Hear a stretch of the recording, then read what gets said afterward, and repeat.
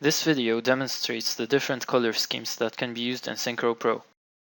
The default color scheme in Synchro is the appearance profile colors.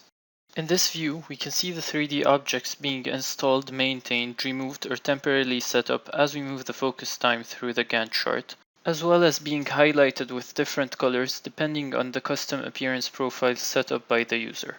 In this model, for example, the active appearance colors of the concrete elements, the equipment, and the structural steel elements are orange, green, and yellow respectively.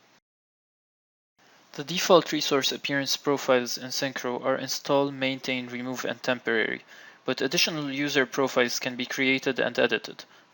For each appearance profile, the user can set the action to install, temporary, remove, or maintain, can decide whether or not the appearance profile is shown in the legend, and can also edit the colors and transparency levels of the resources at their start, active, and end appearances.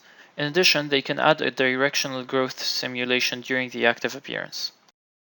The next color scheme we will look at is the resource status dates and colors. This can be activated in any 3D view from the 3D tab. In this 3D view, the colors of the 3D objects depend on the actual statuses of the associated resources and of course the position of the focus time in the Gantt chart. The resource statuses and resource status colors are all user-defined and grouped into different status sets. The actual resource statuses are assigned during construction either directly from Synchro PRO or from the mobile application Synchro site. We can then review the status of the whole project by simply changing the position of the focus time in the Gantt chart and looking at the colors. Placing the focus time anywhere to the right of the current project data date will show the current status of the project.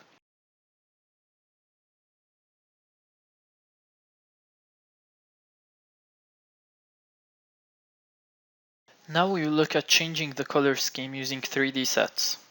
By default, when a filter is activated, the unfiltered objects are hidden while the filtered objects remain in their original colors. However, this can be changed from the filter properties, and we can make the unfiltered objects visible with a specific color and transparency level. Note that we can also do the same for the filtered objects. Here's another example where the filter highlights all steel elements in solid blue and all the other elements in the model in light transparent green.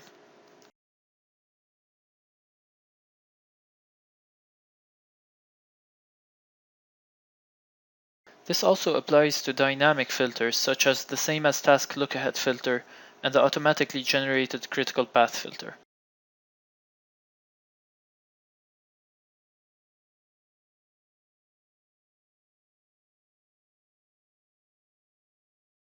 Finally, we will look at color coding the 3D objects based on the companies responsible for performing the work.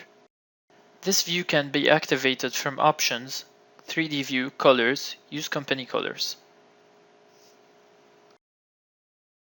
We can enable the 3D legends from the 3D tab to review the company color codes.